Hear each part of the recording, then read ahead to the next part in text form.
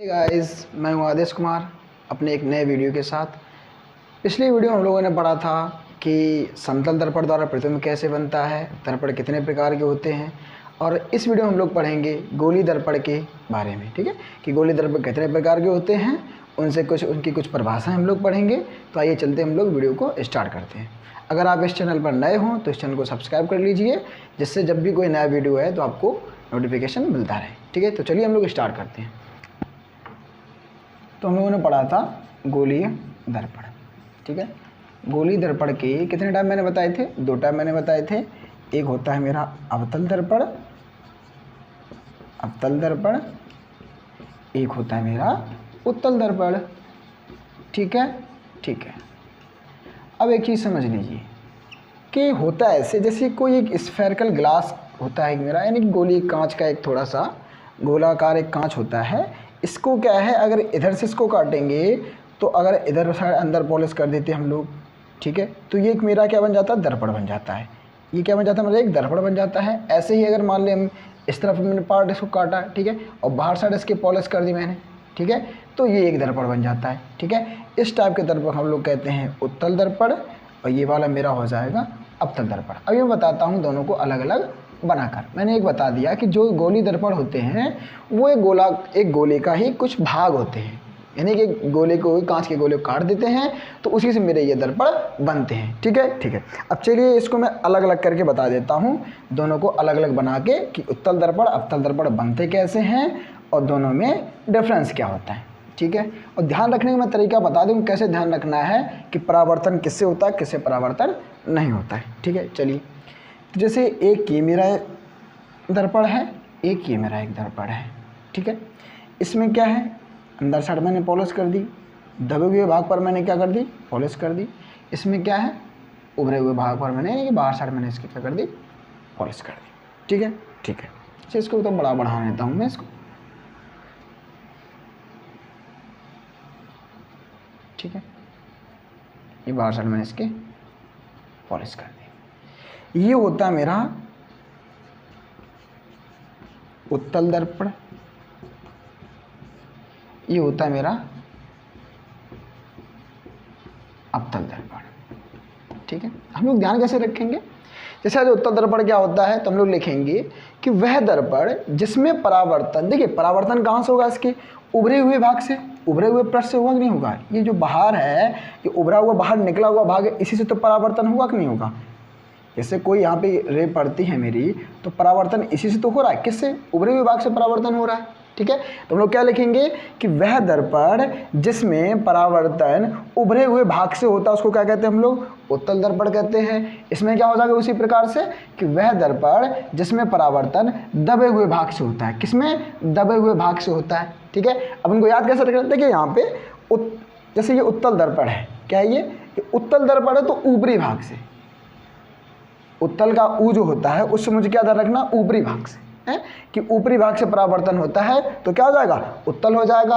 अगर अंदर वाले भाग से परावर्तन होता तो क्या हो जाएगा, अवतल हो जाएगा। ठीक है, आ से अंदर, ऊ से ऊपर। इतनी बात समझ आएगी नहीं आगे, क्या कि वह दर्पण जिसमें परावर्तन उभरे हुए भाग से होता है उसको क्या कहते हैं हम लोग, उत्तल दर्पण कहते हैं, तथा वह दर्पण जिसमें परावर्तन दबे हुए भाग से होता है उसको क्या कहते हैं हम लोग, अवतल दर्पण कहते हैं। ठीक है, तो गोली दर्पण के जो 2 प्रकार होते हैं, उत्तल दर्पण, अवतल दर्पण, दोनों के बारे में हम लोगों ने जान लिया कि उत्तल दर्पण कैसा होता है और अवतल दर्पण कैसा होता है। ठीक है, ठीक है।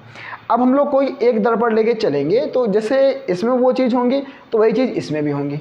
ठीक है, केवल फोकस बिंदु को छोड़कर। ठीक है, तो कोई एक दर्पण मेरे के चलता हूँ और कुछ जो परिभाषाएं होती हैं उनको मैं बता देता हूँ। ठीक है, ठीक है। जैसे यहाँ पे मैंने एक ये मैंने क्या कर लिया, एक अवतल दर्पण मैंने बना लिया। ठीक है, ये एक पॉइंट है मेरा M1, ये एक पॉइंट है मेरा M2। ठीक है, ठीक है। अब जानिए M1 M2, ये जो है ना, ये M1 क्या, M1 M2 ये क्या, इसका द्वारक कहेंगे। द्वारक क्या हो जाएगा, M1 M2 क्या हो जाएगा, दर्पण का द्वारक कहलाएगा। ठीक है, तो पहली बात क्या होगी, द्वारक। द्वारक क्या होता है, M1 M2 क्या हो जाएगा, मेरा द्वारक हो जाएगा। ठीक है, यानी कि लेंथ ऑफ द मिरर। ठीक है, जो ये M1 M2 ये द्वारक है, जो इसका मध्य बिंदु होगा, ये जो इसका मध्य बिंदु होगा, इसको हम लोग कहते हैं ध्रुव। क्या कहते हैं इसको हम लोग? ध्रुव कहते हैं। ठीक है, ठीक है। जो द्वारक का मध्य बिंदु उसको क्या कहते हैं हम? ध्रुव। जैसे आ जाए कि ध्रुव क्या होता है तो लिखेंगे कि दर्पण के द्वारक का मध्य बिंदु जो होता है वो क्या कहता है मेरे? उसको क्या कहते हैं हम लोग? ध्रुव कहते हैं। ठीक है, ठीक है। अब अगली बात आती है कि ये क्या है। ठीक है, इसको हम लोग कहते हैं मुख्य अक्ष। क्या कहते हैं हम लोग इसको? मुख्य अक्ष कहते हैं। मतलब क्या है कि दर्पण के ध्रुव से होकर जाने वाली रेखा क्या कहलाएगी मेरी? मुख्य अक्ष कहलाएगी। क्या कहलाएगी? जैसे आया मुख्य अक्ष क्या होता है तो लिखेंगे कि दर्पण के ध्रुव से होकर जाने वाली रेखा मेरी क्या होती है? मुख्य अक्ष कहलाती है। ठीक है। अब तीसरी बात होती है इसमें, इसको लिखेंगे हम लोग, ये होता है मेरा वक्रता केंद्र। क्या होता है मेरा? ये वक्रता केंद्र। ये क्या होता है? वक्रता केंद्र। अब देखिए इसके बारे में बड़ा सिंपल सी डेफिनेशन होती है कि वक्रता केंद्र को डिफाइन कीजिए तो क्या लिखेंगे हम लोग कि वह बिंदु, यानी लिखेंगे जैसे वक्रता केंद्र आ जाए कि परिभाषा लिखनी है इसकी मुझे वक्रता केंद्र की, तो क्या लिखेंगे कि उस गोले का, देखिए ये क्या है, इसे किसी गोले को काट कर ही तो बनाया गया होगा ना, ये किसी गोले को तो काट कर बनाया होगा, है ना। ये जो दर्पण मेरा बना है ये किसी एक गोले को काट कर ही तो बनाया गया ना, है। तो इसका जो गोले जिस गोले से इसको काट कर बनाया गया है उस गोले का जो केंद्र होगा वही इसका ही वक्रता केंद्र हो जाएगा। ठीक है, ठीक है। तो हम लोग इसको ध्यान रखेंगे, क्या लिखेंगे इसमें वक्रता केंद्र की जगह क्या लिखेंगे हम लोग कि लिखेंगे कि उस गोले का केंद्र, क्या? उस गोले का केंद्र जिसका दर्पण एक भाग है क्या कहलाता है? गोले का, सॉरी, दर्पण का वक्रता केंद्र कहलाता है। क्या लिखेंगे हम लोग कि उस गोले का केंद्र जिस गोले का दर्पण एक भाग है उसको, उस केंद्र को क्या कहेंगे हम लोग? दर्पण का वक्रता केंद्र कहेंगे। इतनी बात समझ आनी आगे। ठीक है, ठीक है। अब बात आती है वक्रता त्रिज्या क्या होती है। वक्रता त्रिज्या, इसकी दो डेफिनेशंस होती हैं। चाहो तो तुम इसको यहाँ से लिख सकते हैं हम लोग, ये आर, क्या कि उस गोले की त्रिज्या, पहली रेफरेंस क्या होगी? उस गोले की त्रिज्या जिसका दर्पण एक भाग है क्या कहती है मेरी? दर्पण की वक्रता त्रिज्या कहलाती है। ये तो पहली डेफिनेशन क्या हो गई कि उस गोले की, किसकी? क्योंकि दर्पण मैंने बताया गोले का भाग है ये, है ना। तो उस गोले की त्रिज्या जिसका दर्पण एक भाग है दर्पण की वक्रता त्रिज्या कहलाती है। ये पहली डेफिनेशन होगी। दूसरी बात क्या होती है? देखिए ये यहाँ से लेके यहाँ तक की डिस्टेंस ही तो है। क्या लिखेंगे हम लोग कि वक्रता केंद्र से ध्रुव तक की दूरी हम लोग क्या कहते हैं? वक्रता त्रिज्या कहते हैं। सिंपल सी डेफिनेशन हो सकती है मेरी, क्या कि वक्रता केंद्र से ध्रुव तक की दूरी को हम लोग क्या कहते हैं? वक्रता त्रिज्या कहते हैं। इतनी बात समझ आई ना आगे? ठीक है, ठीक है। चलो आगे चलते हैं। ठीक है, अब यहीं क्या तक फोकस होता है। फोकस कहाँ होगा? जो ओ और यहाँ पे पे लिख देते हैं हम लोग, है ना। जो वक्रता केंद्र और ध्रुव के बीचों बीच एक ऐसा पॉइंट होगा यहाँ पर, है ना, एफ। क्या होगा? एफ। इसको मैं थोड़ा नीचे करके लिख देता हूँ जिसे समझ में आ जाए। ठीक है, इसको क्या कहते हैं हम लोग? वक्रता केंद्र। इसको क्या कहेंगे हम लोग? फोकस। क्या कहेंगे हम लोग इसको? फोकस बिंदु कहेंगे। ठीक है, ठीक है। अब फोकस क्या लिखेंगे? अभी फोकस के, अभी मैं दोनों को अलग अलग बताऊंगा। फोकस, क्योंकि फोकस के जो उत्तल के लिए अलग होता है फोकस, और अवतल के लिए थोड़ी रेफरेंस, थोड़ी चेंजमेंट आती है लास्ट में, वो मैं अलग से एक बार लास्ट में बता दूंगा। ठीक है, तो आप ये जानिए कि जो फोकस बिंदु जो होता है वो क्या होता है? वक्रता जो केंद्र होता है और ध्रुव के बीचों बीच एक बिंदु होता है। मतलब ये जो दूरी है, ये दूरी क्या होगी? दोनों इक्वल ही होगी। ठीक है, अभी फोकस और वक्रता त्रिज्या में मैं रिलेशन भी बताऊंगा इसी वीडियो में, आगे मैं इस चीज़ को डिस्कस करूंगा। ठीक है, तो यहाँ मैंने क्या क्या जान लिया? दर्पण का द्वारक क्या होता है, M1 M2 क्या इसका दर्पण का द्वारक है, और दर्पण के द्वारक के मध्य बिंदु को हम लोग क्या कहते हैं? दर्पण का ध्रुव कहते हैं। और दर्पण के ध्रुव से होकर जाने वाली रेखा, क्या कि दर्पण के ध्रुव से होकर जाने वाली रेखा हम लोग क्या कहते हैं? मुख्य अक्ष कहते हैं। क्या कहते हैं? मुख्य अक्ष। सॉरी, इसमें एक चीज़ और लिख सकते हैं हम लोग, क्या कि दर्पण के वक्रता केंद्र और मुख्य अक्ष से, ये डेफिनेशन ज़्यादा बेटर रहेगी। क्या रहेगी? कि दर्पण के वक्रता केंद्र और ध्रुव से होकर जाने वाली रेखा को हम लोग क्या कहते हैं? मुख्य अक्ष कहते हैं। ठीक है, क्या होगी मेरी बात कि दर्पण के वक्रता केंद्र और ध्रुव से होकर जाने वाली रेखा को हम लोग क्या कहते हैं, मुख्य अक्ष कहते हैं। ठीक है, ठीक है। अब बात आती है वक्रता केंद्र क्या होता है। ठीक है, अब वक्रता केंद्र जान लीजिए। तो मैंने बताया था कि दर्पण होता है, दर्पण जो किसी गोले का भाग ही है, ये क्या किसी एक गोले का भाग है, उस गोले का जो केंद्र होगा वो दर्पण का भी मेरा वक्रता केंद्र कहलाएगा। तो हम लोग इसको परिभाषा में कैसे लिखेंगे कि उस गोले का केंद्र, क्या कि उस गोले का केंद्र जिसका दर्पण एक भाग है, दर्पण का वक्रता केंद्र कहलाता है। ठीक है, ऐसे वक्रता त्रिज्या क्या हो जाएगी, उस गोले की त्रिज्या जिसका दर्पण एक भाग है, दर्पण की वक्रता त्रिज्या कहलाती है। आर क्या मेरी दर्पण की वक्रता त्रिज्या है। या फिर वक्रता त्रिज्या की एक और परिभाषा हो सकती है क्या कि दर्पण के वक्रता केंद्र और ध्रुव तक की दूरी को हम लोग क्या कहते हैं, वक्रता केंद्र कहते हैं, सॉरी वक्रता त्रिज्या कहते हैं। आगे चले, ठीक है, ठीक है। अब आगे मैं फोकस के बारे में बताता हूँ, और कुछ छूटा नहीं छूटा। ठीक है, आगे चलिए मैं दोनों को अलग अलग फोकस की डेफिनेशन में बताऊंगा, उत्तल दर्पण के लिए क्या होता है और अवतल दर्पण के लिए क्या होता है। ठीक है, ठीक है। ये मेरा बना है एक अवतल दर्पण,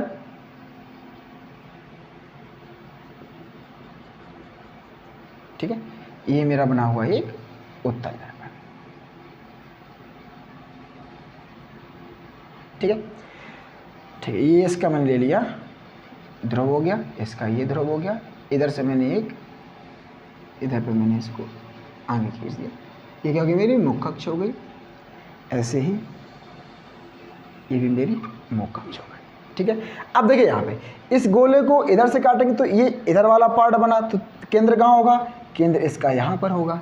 ठीक है, इधर से तो कोई गोला होगा नहीं, ऐसा तो गोला कोई होगा नहीं जैसे मैंने काटा होगा, गोला ऐसा होगा नहीं होगा, गोला तो ऐसा होगा, तो उसका केंद्र कहाँ होगा, इधर होगा, होगा कि नहीं होगा।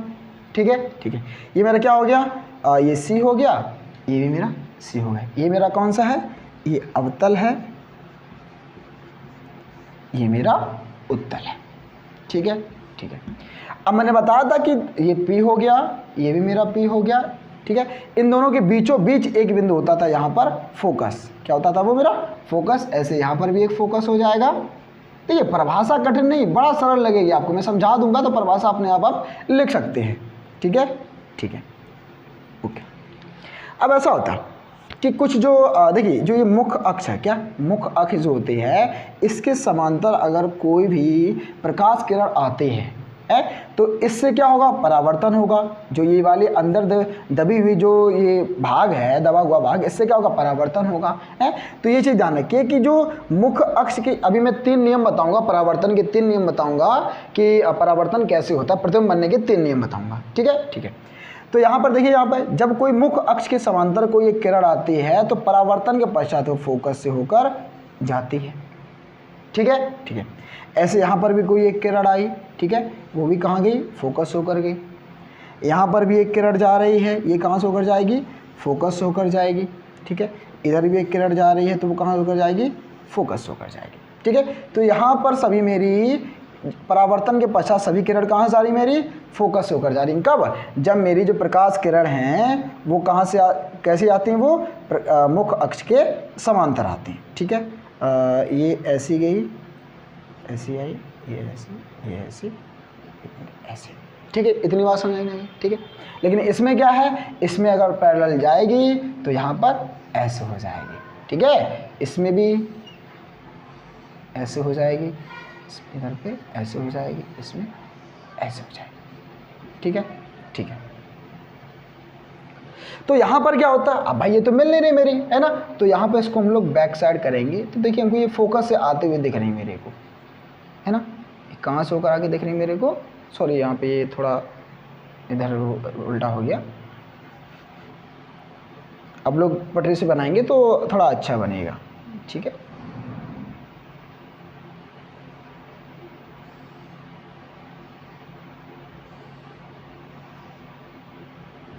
अब ये यहाँ पे सही है, यहाँ पे ऐसे जा रही है परावर्तन के पश्चात,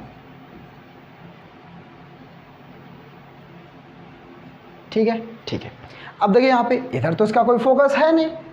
अब ये एक दिमाग में बात ये भी तो आई होगी ना कि यहाँ पर सर यहाँ पे पैरेलल गई तो इधर फोकस होकर जानी चाहिए, इधर तो फोकस इसका है नहीं, क्यों? क्योंकि इसका फोकस तो इस साइड है तो इधर फोकस होकर ना चाहिए, एक एंगल पर क्या हो जाएगी, डेविएट, ये परावर्तित हो जाएगी, ठीक है ना, ठीक है।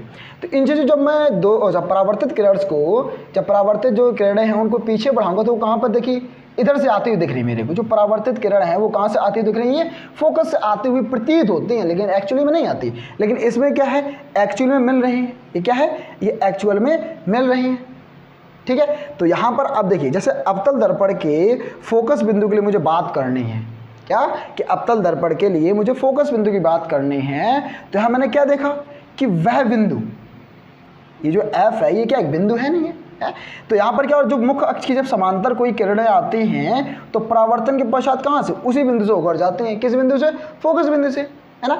ऐसे यहाँ पर जो मुख्य अक्ष के समांतर जो किरणें जाती हैं वो कहाँ, मुख्य अक्ष जो फोकस बिंदु है उससे क्या आती हुई प्रतीत दिखती हैं। कब, परावर्तन के पश्चात वो आती हुई मुझे लग रही, देखो ये इधर से आती हुई लग रही हैं, जब इनको पीछे डॉट डॉट मैंने इसको बढ़ाया है, ठीक है, ठीक है। तो इसके लिए डेफिनेशन के बड़ा ध्यान से सुनना, समझ तो चुके हम लोग, अब आसानी से हम लोग परिभाषा को लिख सकते हैं। क्या लिखेंगे कि मुख्य, देखिए ये फोकस होता कहाँ पर है, मुख्य अक्ष पर होता है।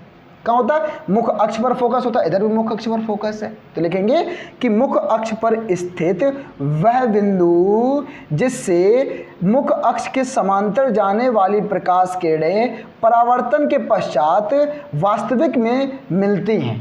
यहाँ पर देखो रियलिटी मिल रही है, यहाँ पर परावर्तन पश्चात फोकस से होकर मिल रही फोकस पे है, ठीक है। कब, जब वो मुख्य अक्ष के समांतर किरणें थी वो परावर्तन के पश्चात फोकस पर आकर मिलती हैं, ठीक है। हम लोग इसमें अवतल दर्पण के फोकस के बारे में क्या लिखेंगे कि मुख्य अक्ष पर स्थित वह बिंदु जिससे मुख्य अक्ष के समांतर जाने वाली प्रकाश किरणें परावर्तन के पश्चात जाती हैं या गुजरती हैं, उसको हम लोग क्या कहेंगे, अवतल दर्पण का फोकस बिंदु कहेंगे। ऐसी ही डेफिनेशन यहाँ पर भी लिख देंगे, क्या लिख देंगे कि मुख्य अक्ष पर स्थित वह बिंदु जिससे मुख्य अक्ष के समांतर जाने वाली प्रकाश किरणें परावर्तन के पश्चात आती हुई प्रतीत होती हैं। बस यहाँ पर लास्ट में डिफरेंस हो जाता है, क्या कि इसमें वास्तव में मिलती हैं, यहाँ पर क्या आती हुई प्रतीत होती हैं, ठीक है। इसमें रियलिटी में होती है कि क्या आती हुई प्रतीत होती है, बस यही अंतर है दोनों में। क्या पूरी डेफिनेशन वही रहती है, क्या कि मुख्य अक्ष पर स्थित वह बिंदु, कहाँ पर, मुख्य अक्ष पर स्थित वह बिंदु जिससे मुख्य अक्ष के समांतर जाने वाली प्रकाश किरणें परावर्तन के पश्चात होकर जाती हैं, उसको हम लोग क्या कहते हैं, अवतल दर्पण का फोकस बिंदु कहते हैं। और इसमें क्या हो जाएगा कि मुख्य अक्ष पर स्थित वह बिंदु जिससे मुख्य अक्ष के समांतर जाने वाली प्रकाश किरणें परावर्तन के पश्चात आती हुई प्रतीत होती हैं, क्या होती हैं, आती हुई प्रतीत होती हैं, उसको उत्तल दर्पण का फोकस बिंदु हम लोग कहते हैं। इतनी बात समझ आएंगे आगे। क्या थोड़ा सा इसमें डिफरेंस होता है लास्ट में जाके, क्या कि इसमें वास्तविक मिलती हैं, इसमें आती हुई प्रतीत होती हैं, ठीक है। पूरी डेफिनेशन मेरी वही रहेगी, बस इसमें डिफरेंस क्या होता है, ये इसमें आती रियलिटी मिलती है, यहाँ पर आती हुई प्रतीत होती है। कब, जब परावर्तन के पश्चात, ठीक है। इसमें परावर्तन हुआ उसके बाद देखो आती हुई प्रतीत होती है, इनसे मुझे कोई मतलब जो आ रही हैं इन्हें परावर्तन के पश्चात आती हुई प्रतीत होती हैं, यहाँ पर परावर्तन के पश्चात रियलिटी में मिलती हैं, ठीक है। तो इतनी बात में क्या कि जो अवतल दर्पण का फोकस में रियलिटी मिलती हैं और उत्तल दर्पण में आती हुई प्रतीत होती हैं। बस ये मेन डिफरेंस था उत्तल और अवतल दर्पण के फोकस बिंदु के बारे में, ठीक है, ठीक है। तो चलिए हम लोग चलते हैं, हम आगे की तरफ बढ़ते हैं। हाँ, एक चीज़ और भूल गया मैं बताना, फोकस दूरी किसको, नॉर्मल सी बात आप लिख सकते हो। फोकस दूरी क्या होती है, दर्पण के ध्रुव से फोकस बिंदु तक की दूरी, ये ध्रुव से फोकस बिंदु तक की दूरी स्मॉल f क्या होती है, मेरी फोकस दूरी होती है। ऐसे यहाँ पर भी दर्पण के ध्रुव से फोकस तक के बीच की दूरी क्या होती है, मेरी स्मॉल f होती है, फोकस दूरी होती है, ठीक है। तो फोकस बिंदु जान गए, फोकस दूरी जानेंगे हम लोग, समझ में आया नहीं आया, ठीक है। तो चलिए हम लोग अब आगे की तरफ बढ़ते हैं।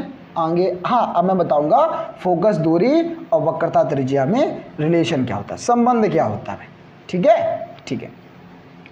बड़ा सरल संबंध है, मैं उस चीज़ को बता चुका, आप भी जानते होंगे उस चीज़ को, क्या कि अभी पीछे में बता ही चुका ना उस चीज़ के बारे में।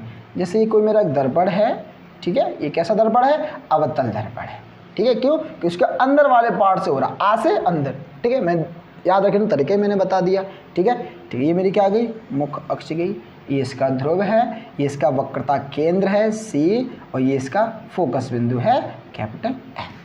ठीक है, मैंने क्या बताया था, ये P है मेरा, जो फोकस बिंदु होता है वो C और P के बीचों बीच होता है। मतलब क्या है, जो CF होगा वो PF के बराबर होगा। मतलब ये डिस्टेंस जो है वो इस डिस्टेंस के इक्वल होगी। बीचों बीच का मतलब क्या, मिडिल में, सीधी सी बात है?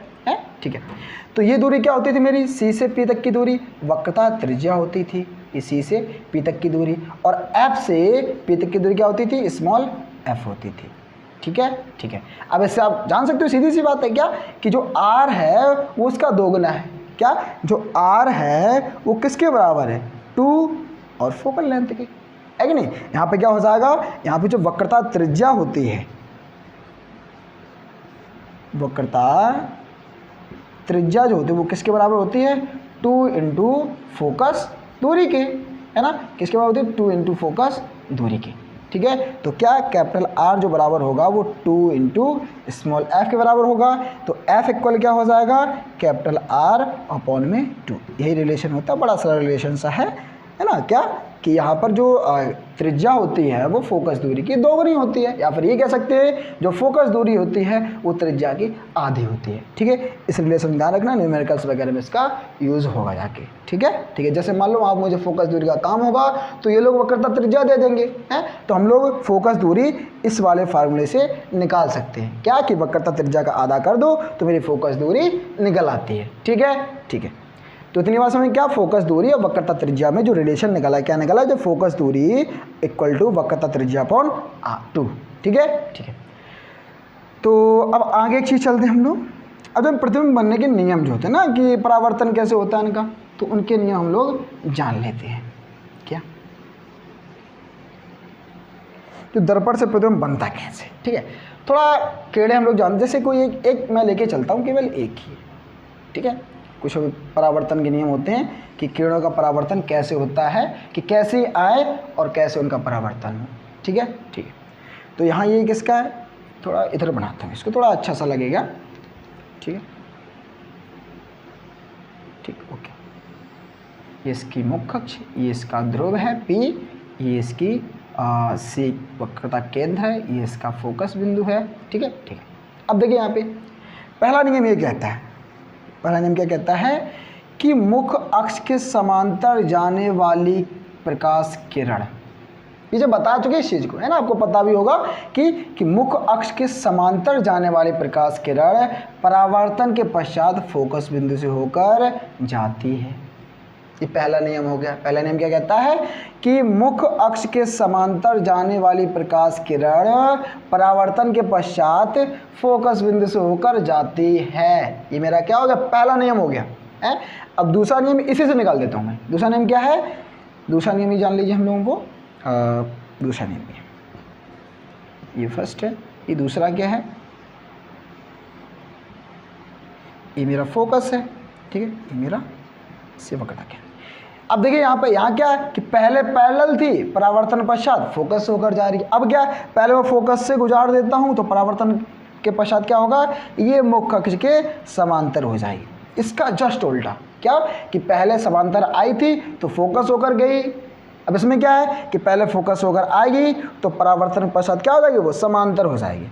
ठीक है, क्या हो जाएगी वो समांतर, किसके, मुख्य अक्ष के समांतर हो जाएगी। तो पहला नियम क्या कहता है कि मुख्य अक्ष के समांतर आने वाली प्रकाश किरण परावर्तन के पश्चात फोकस होकर जाती है। दूसरा नियम क्या है कि फोकस होकर जाने वाली प्रकाश किरण परावर्तन के पश्चात मुख्य अक्ष के समांतर हो जाती है। क्या हो जाती है वो, मुख्य अक्ष के समांतर हो जाती है। इतनी बात समझ आई नहीं आई, ठीक है, ठीक है। ये मेरे दो नियम हो गए।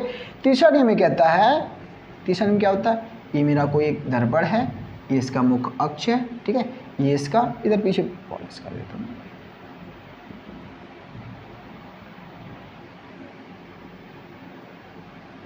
ठीक है, ये इसका एफ है, ठीक है। तो दूसरा नियम, तीसरा नियम ये कहता है कि दर्पण के वक्रता केंद्र से होकर जाने वाली प्रकाश किरण परावर्तन के पश्चात उसी पथ पर वापस लौट जाती है। जिस पथ से वो आई थी उसी पथ पर क्या वो वापस लौट जाती है। थोड़ा इधर इसको मैं यहाँ कर देता हूँ, इसको मैं यहाँ कर देता हूँ। ठीक है, क्या कि दर्पण के वक्रता केंद्र से होने वाली होकर जाने वाली प्रकाश किरण परावर्तन के पश्चात उसी पथ पर वापस लौट जाती है। ये मेरा क्या है, तीसरा नियम हो गया। ठीक है, एक चौथा सा जनरल नियम है, वो आप लोग जानते हैं, पहला सा है। पहला नियम क्या, जो परावर्तन 2 नियम मैंने पढ़ाए तो उसी से रिलेटेड है। क्या है, अगर किसी एंगल पर वो क्या किसी एंगल, देखिए यहाँ पे ये कोई एंगल बन रहा है ना, आई बन रहा है एंगल, पीछे बताया था, ये क्या हो जाएगा, आपतन कोण होगा। ठीक है, उसी एंगल से क्या हो जाएगी, वो फिर परावर्तित हो जाएगी। ठीक है, ये क्या हो जाएगा, आर। तो यहाँ पे क्या होता था, I = R। मतलब इसका है कि किसी कोण पर आने वाली प्रकाश किरण परावर्तन के पश्चात उसी कोण पर वो परावर्तित हो जाती है। क्या है कि किसी कोण पर आने वाली प्रकाश किरण दर्पण से टकराने के पश्चात उसी कोण पर उतने ही कोण पर क्या हो जाती है, वो परावर्तित हो जाती है। ये चौथा नियम ऐसी नॉर्मल सा है। ठीक है, तो 4 नियम ने क्या पढ़ लिए कि मुख्य अक्ष के समांतर जाने वाली प्रकाश किरण परावर्तन के पश्चात फोकस से जाती है। दूसरा चीज़ क्या है कि फोकस से होकर जाने वाली प्रकाश किरण परावर्तन के पश्चात मुख्य अक्ष के समांतर हो जाती है। तीसरा नियम क्या था कि दर्पण के वक्रता केंद्र से होकर जाने वाली रेखा परावर्तन के पश्चात उसी मार्ग पर वापस लौट जाती है। चौथी बात क्या है कि प्रकाश किरण जितने एंगल पर, जितने कोण पर आपतित होती है उतने ही कोण पर वो परावर्तित हो जाती है। ये 4 नियम मैंने इसको आज पढ़ा दिया। ठीक है, तो चलिए आज जो हम लोगों ने पढ़ा है उनका हम लोग एक बार रिवीजन कर लेते हैं। क्या रिवीजन कर लेते हैं? सबसे पहले मैंने बताया था कि जो गोली दर्पण होता है इसके 2 प्रकार मैंने बताए थे। एक मैंने बताया था अवतल दर्पण, एक मैंने बताया था उत्तल दर्पण। ठीक है, मैंने दोनों का फिगर बना के, ये मेरा कौन सा है, अवतल दर्पण है। क्यों कि उसमें परावर्तन दबे हुए भाग से हो रहा है।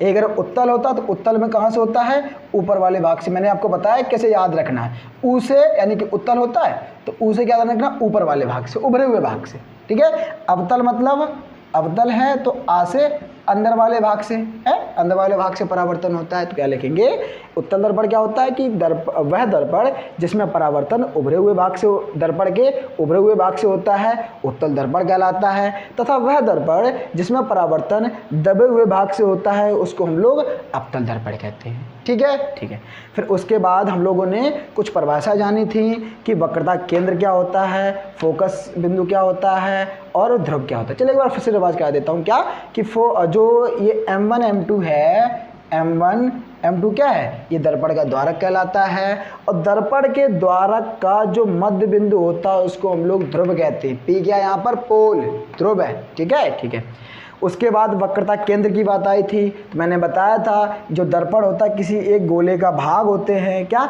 दर्पण किसी एक गोले का भाग होते हैं। इस गोले का जो केंद्र होगा ना वो इस दर्पण का भी वक्रता केंद्र होगा। ठीक है, तो क्या लिखेंगे हम लोग, क्या लिखेंगे इस चीज़ में कि उस गोले का केंद्र, क्या, उस गोले का केंद्र जिसका दर्पण एक भाग है, दर्पण का वक्रता केंद्र कहलाता है। अब वक्रता त्रिज्या के मैंने 2 तरीके बताए थे। क्या कि उस गोले की त्रिज्या जिसका दर्पण एक भाग है, दर्पण की वक्रता त्रिज्या कहलाता है। या फिर दर्पण के वक्रता केंद्र से पोल तक की, वक्रता केंद्र से ध्रुव के बीच तक की दूरी को हम लोग क्या कहते हैं, वक्रता त्रिज्या कहते हैं। ठीक है, इतनी बात समझ आएगी आगे। ठीक है, अब आगे मैंने बताया था फोकस बिंदु। फोकस बिंदु के लिए मैंने 2 डेफिनेशन मैंने बताई थी। उत्तल के लिए अलग बताई थी मैंने, अवतल के लिए अलग बताई थी। उत्तल मैंने क्या बताया था कि परावर्तन के पश्चात वो क्या होता है, आती हुई प्रतीत होती हैं, ऐसे है ना, वो परावर्तन पश्चात आती हुई इस बिंदु से मेरी प्रतीत हो रही थी। ठीक है, कब, जब यहाँ पे लिखेंगे हम लोग कि मुख्य अक्ष, जैसे अवतल के मुझे लिखना है, किसके लिए लिखना है, मुझे अवतल के लिखना है। तो क्या लिखेंगे हम लोग कि जो मुख्य अक्ष पर स्थित वह बिंदु, क्या लिखेंगे, मुख्य अक्ष पर स्थित वह बिंदु जिससे मुख्य अक्ष के समांतर जाने वाली प्रकाश किरण परावर्तन के पश्चात होकर जाती है उसको हम लोग क्या कहते हैं, अवतल दर्पण का फोकस बिंदु कहते हैं। और इसमें क्या लिखेंगे कि मुख्य अक्ष पर स्थित वह बिंदु जिससे मुख्य अक्ष के समांतर जाने वाली प्रकाश किरणें परावर्तन के पश्चात आती हुई प्रतीत होती हैं। लास्ट में थोड़ा डिफरेंस हो जाता है, इसमें परावर्तन के पश्चात मिलती हैं, इसमें परावर्तन के पश्चात आती हुई प्रतीत होती हैं। बस पूरी डेफिनेशन वही होती है, ठीक है। लास्ट में डिफरेंस क्या होता है, यहाँ पर रियलिटी मिलती है, यहाँ पर आती हुई प्रतीत होती है, ठीक है, ठीक है। ये मैंने फोकस बिंदु दोनों के बारे में बता दिया था, ठीक है, ठीक है। अब जो फोकस दूरी क्या होगी, सीधी सी बात है, फोकस बिंदु से ध्रुव तक की दूरी क्या कहते हैं हम लोग, फोकस दूरी कहते हैं हम लोग, ठीक है, ठीक है। हाँ, एक मेन चीज़ बताना भूल गया मैं, जो अवतल दर्पण का, किसका, देखिए यहाँ पर जो फोकस है वो रियलिटी में, ठीक है, यहाँ का जो फोकस वो कैसा है, रियलिटी यानी कि वास्तविक फोकस होता है। क्या होता है मेरा, वास्तविक होता है, यानी कि अवतल दर्पण का फोकस बिंदु क्या होता है मेरा, वास्तविक होता है, जबकि उत्तल दर्पण का आभासी होता है। कैसा होता है, आभासी होता है। इतनी बात समझ आई ना आगे, ठीक है, ठीक है। तो इतना जान लिया। फिर उसके बाद हम लोगों ने जाना था कि दर्पण से प्रतिबिंब बनने के जो नियम होते हैं उसको क्या होते हैं, ठीक है। पहला 4 नियम मैंने बताया थे। पहला नियम क्या बताया था कि अगर मुख्य अक्ष के समांतर किरण जाती है तो परावर्तन पश्चात वो फोकस होकर जाती है। इसमें जस्ट उल्टा, क्या कि फोकस से होकर जाने वाली प्रकाश किरण परावर्तन के पश्चात मुख्य अक्ष के समांतर हो जाती है। तीसरा नियम क्या पढ़ा था कि वक्रता केंद्र से होकर जाने वाली प्रकाश किरण परावर्तन के पश्चात उसी मार्ग पर वापस लौट जाती है। चौथा क्या कि किसी कोण पर आपतित होने वाली प्रकाश किरण उतने ही एंगल पर यानी उतने ही कोण पर परावर्तित हो जाती है। ये 4 नियम मैंने बताए थे जिससे दर्पण हम लोग आगे बनाएंगे। तो आज की वीडियो में आप लोगों को इतना ही पढ़ा, आप लोगों ने इतना ही पढ़ लिया, ठीक है। अब अगली वीडियो हम लोग पढ़ेंगे कि अवतल दर्पण से प्रतिबिंब कैसे बनता है, यानी कि अगर वक्रता केंद्र पर रखेंगे तो प्रतिबिंब किस जगह बनेगा, अगर ऑब्जेक्ट को हम लोग यहाँ रखेंगे तो यानी कि ऑब्जेक्ट के हम लोग डिस्टेंस अलग अलग करेंगे, यानी कि उसकी पोजीशन अलग अलग करेंगे, तो हमारी इमेज की जो पोजीशन है वो कहाँ कहाँ पर मिलती है उस चीज़ के बारे में हम लोग अगले वीडियो में पढ़ेंगे, ठीक है। तो आज के इस वीडियो में इतना ही रखते हैं हम लोग, ठीक है। So thank you very much. अगर वीडियो आपको अच्छा लगा हो तो वीडियो को लाइक कीजिए और सब्सक्राइब भी कीजिए और दोस्तों को अपने शेयर भी कीजिए।